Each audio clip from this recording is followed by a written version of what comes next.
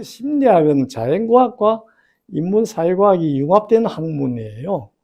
그래서 올 때 그런 생각을 가지고 선입견을 가지고 왔더라도 심리학 공부를 할 때는 좀 더 열린 마음으로, 좀 더 분석적인 마음으로 그렇게 해서 통합적으로 사람을 보려고 하는 그런 마음을 먼저 열어줘야 됩니다.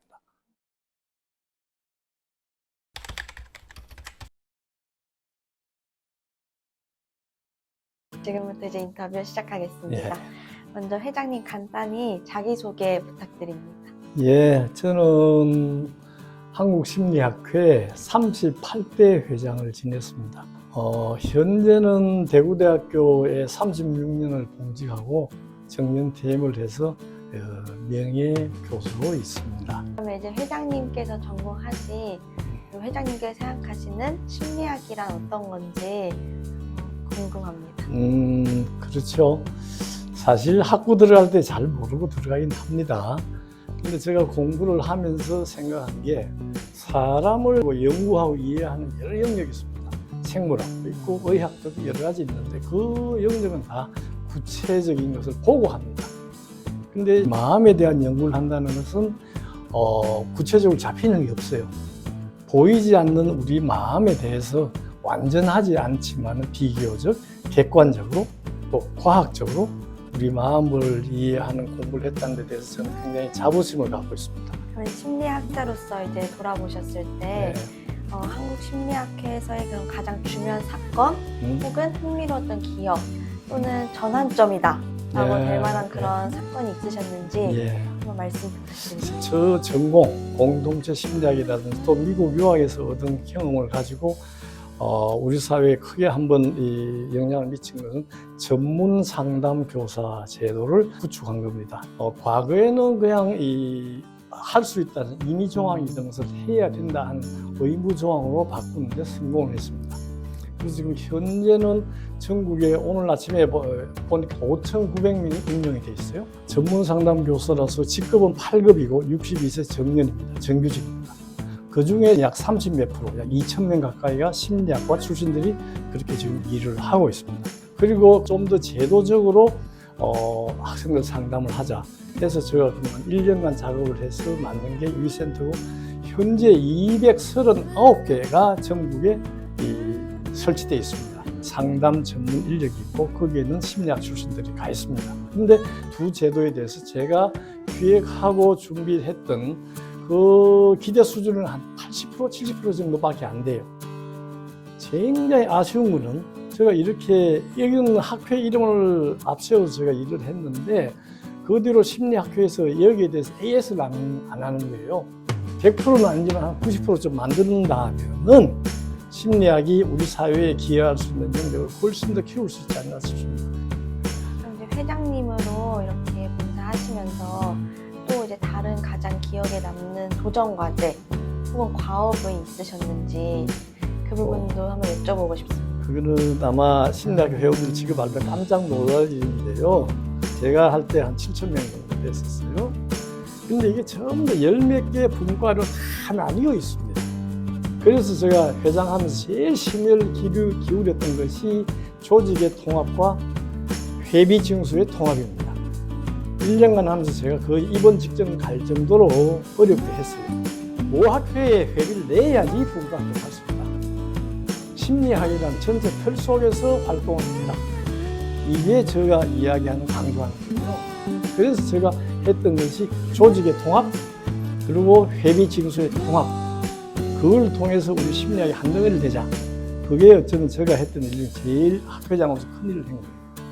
그 다음에 또 한다면은 일본 심리학회랑 공식적으로 MOU를 맺고 교류를 시작한 겁니다.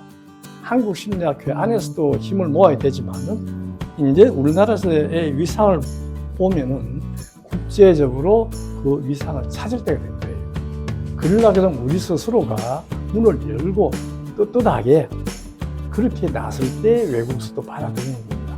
그래서 저는 심리학회를 이끌어가는 집행부, 우리 회원들이 좀 더 선진 외국의 학회의 모습을 좀 더 벤치마킹 해달라. 그리고 이 행사를 할 때 보면 우리 때 학회에서 했던 것을 좀 더 생각해서 벤치마킹을 해달라고 부탁을 하는 거예요. 거기에 좀 더 신경을 써주길 바랍니다. 이렇게 이제 학회 발전을 위해서 현재 가장 필요하다고 생각하시는 그런 변화가 있으신지, 그 변화가 과연 무엇일지, 어떤 학회에서 어떤 변화가 필요한지 한번 여쭤보고 싶습니다. 예. 심리학회가요, 이 회원 규모로 보면 우리나라에서 제일 큰 학회에 해당됩니다. 그런데 내 스스로 우리 안을 들여다보면 굉장히 위험해요.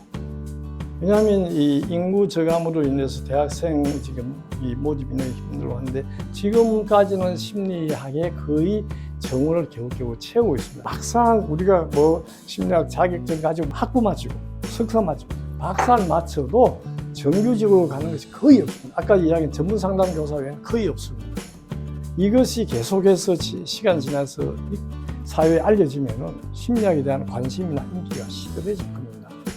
그래서 저는 심리학을 이끌어가는 학회나 각 대학의 교수들이 이런 것을 깊이 인식하고 어떻게 하면 우리 심리학 전공한 학생들이 사회에서 인정받고 국가에서 인정받을 수 있는지, 거기에 대해서 고심을 해야 됩니다. 심리학의 연구 주제가 매우 마이크로입니다. 사회과학 중에 제일 마이크로예요. 그렇지만 이것을 우리가 사회에 응용할 때는 굉장히 거시적으로 봐야 돼요. 상담이라는 것은 내가 1대1로 만나는 게 상담이지만, 이것을 제도화하는 것은 국가 단위입니다. 국가 단위, 국가 자격증화하는 겁니다. 그런 거시적인 눈을 가지고 심리학을 공부하고 또 사회에 헌신하려고 노력할 때 우리 심리학이 이 사회의 굳건히 발휘할 수 있는 겁니다. 그리고 현장에 있는 주변 전문가들과 네트워크를 잘해야 됩니다. 전문적인 네트워크를 형성해서 일을 하면은 사회에서 인정받고 그 조직에서 성승장구할 수 있는 겁니다. 저는 그렇게 봅니다. 그러면 심리학의 미래가 저는 계속 밝다고 봅니다. 그럼 심리학의 이제 미래를 더 밝고 더 창창하게 하기 위해서 후학들에게 하시고 싶은 말씀 있으시다면? 심리학은 자연과학과 인문사회과학이 융합된 학문이에요. 심리학 공부를 할 때는 좀 더 열린 마음으로, 좀 더 분석적인 마음으로, 그렇게 해서 통합적으로 사람을 보려고 하는 그런 마음을 먼저 열어줘야 됩니다. 그리고 아까 이야기한 것처럼 심리학이 사회에 어떻게 쓰일 것인지, 그런 데 대해서도 항상 관심을 가지고 안과 밖을 항상 왔다 갔다 해요. 우리가 현재 살고 있지만 과거의 토대 위에 살고 있고, 또 우리가 살아갈 곳은 미래입니다. 그래서 과거와 현재와 미래를 통괄하는 그런 생각을 이 교수들이 먼저 해줘야 됩니다. 학회는 더욱더 그렇고요. 그렇게 되면 우리 학생들도 과거, 현재, 미래로 하는 이 시간 흐름 속에서 내 위치를 좀 더 잘 할 수 있고 그렇습니다. 그래서 좀 더 이렇게 눈을 좀 더 다양한 통합적인 사고를 해주고, 그리고 무엇보다 열심히 해야죠. 열심히 하기를 우리 학생들이 하기를 정말 강권합니다. 너무 이렇게 좋은 말씀 해주셔서 감사합니다. 이 세상은 넓습니다. 세상은 넓고 우리 마음은 굉장히 미세한데 흔들리지만 이것이 밖으로 갈 때 굉장히 크게 울림이 있습니다.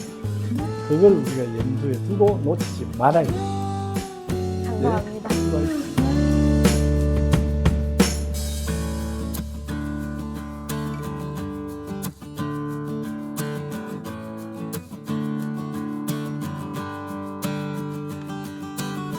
Thank you.